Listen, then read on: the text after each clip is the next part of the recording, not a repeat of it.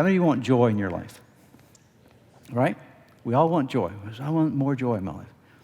One of the best ways to get joy in your life, I was taught this in Sunday school back when I was a little kid, and I've remembered it my entire life. Don't always practice it, but try to.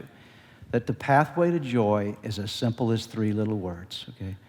Always put Jesus first. That's where it all starts. We talked about that earlier. Always include others in your life, thinking about them and what their needs are. And then always know that yourself comes last in the sense of your passion for just what you want to do in your life. Don't ever put it before Jesus. Always keep it at a place where he is always in charge of your life. And the Bible, I think, is very clear that these principles do work in our life. Jesus first, always make room for others, and never let self be the dominating force in your life. When you and I make that choice, we're able to more fully experience this pathway toward joy.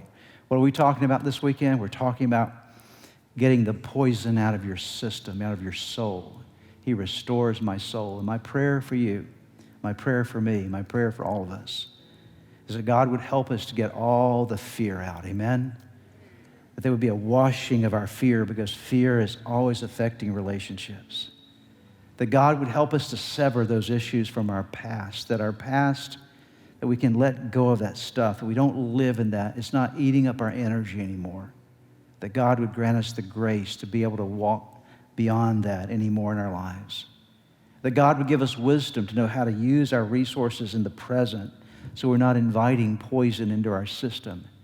And that God would help us to always make sure that we're not letting self be the dominating force in our lives. And when you and I make those choices, we allow God to begin to restore our soul. And as we are restored in our soul, we walk in paths of righteousness for his name's sake. Every relationship gets better when your soul is healthy.